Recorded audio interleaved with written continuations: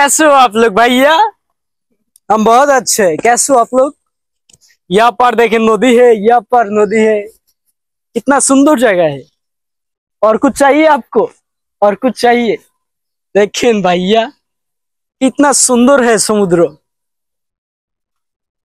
আচ্ছা ভাই তোমার यहाँ पर दिखती पर তোমার এই ভারতের হিন্দি ভাষা শিখে লোক কেন ভাই? তুমি তো বুঝলাম না তা আপনি এই ভাষাটা ভাইয়া বলা হয় যে মনে করেন যে আপনি কারা লাইনে শিখছি আর কি, ঠিক আছে।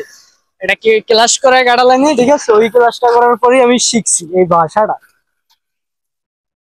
আর কিছু জানার আছে আপনার ভাইয়া? ভাইয়া এই যে দেখুন এত সুন্দর একটা কি আসলে এত সুন্দর কিভাবে মানুষ তোমার না দেখলে বুঝতে পারো না। ভাইয়া কিউট সুন্দর এসব কিছুই না, ঠিক আছে। টাকা পয়সার যুগে টাকা লাগবে। টাকা হইলে ভাই কাঠের পুতুলের কথা বলে, ঠিক আছে। টাকা পয়সার যুগে সৌন্দর্যতা কিছুই না। তোমাকে সে লাগবে টাকা, শুধু টাকা লাগবে। শুনছো? টাকা হইলে কাঠের পুতুলের কথা বলবো, ঠিক আছে ভাইয়া। টাকা লাগবে, সৌন্দর্যতা কিছুই না এখানে। সৌন্দর্যতা কিছুই না, সব প্রকৃতির প্রেমে পড়ো, জীবন অনেক মধুর, ঠিক আছে। মেয়ে মানুষ থেকে যত দূরে থাকা যায় জীবন ততই সুন্দর। আবেগ অনুভূতি থেকে অনেক দূরে চলে যেতে হবে। প্রকৃতির প্রেমে পড়ো, জীবন অনেক সুন্দর হয়ে যাবে। এইদিকে দেখেন কি সুন্দর weather. Hello guys, it's me Azmi, welcome to my other blog video. তো গাইস আশা করি সবাই ভালো আছেন, আমি অনেক অনেক ভালো আছি।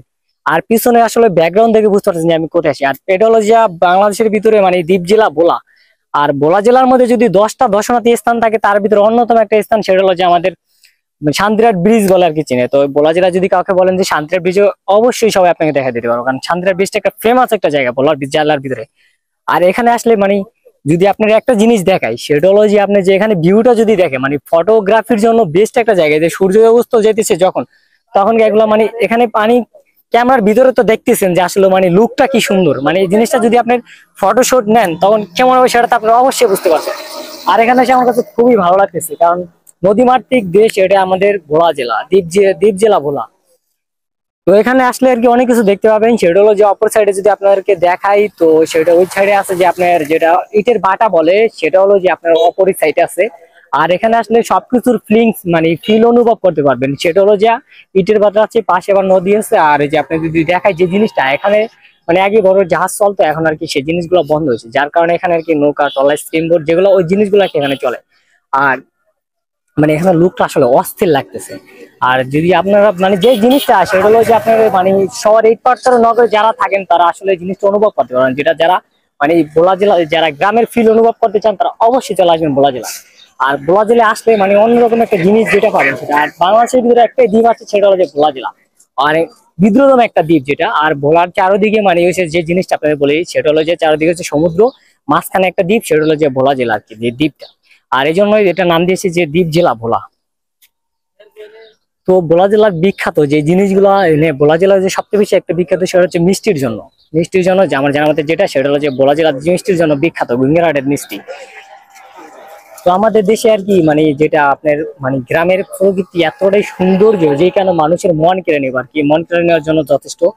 আপনার এখানে আসলে আর কি এরকম মানে, আর এখানে মানুষের জীবন মান একদম মানে খুবই মানে খুবই ভালো লাগে জিনিসগুলো সেটা। কারণ সাধারণ একবারে মানুষের সাথে সবার সাথে কথা বলতে পারবেন, সবাই মানে অন্যরকম আপনি আপ্যায়ন করবে। জিনিসটা আপ্যায়নের জন্য যদি কোনো জেলা বলে থাকেন সেটা মনে করি ভোলা জেলা।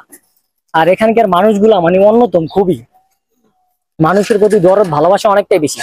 তো এখানে আমি আসলে মানে এই জিনিসটা ফিল করার জন্য আমি একা আসিনি, আমার সাথে আরো দুজন নিয়ে আসছিলাম। আমার এক যে ভাই আছে দুই খালতো বেড়ে নিয়ে আসছি, তো একজন আর কি ক্যামেরাম্যান, আরেকজন আসছে। ভাই কেমন লাগতেছে তোমার কাছে এখানে এসে? হ্যাঁ, অনেকটা ভালো লাগতেছে বীজটা। এই বিচার আসছিলা?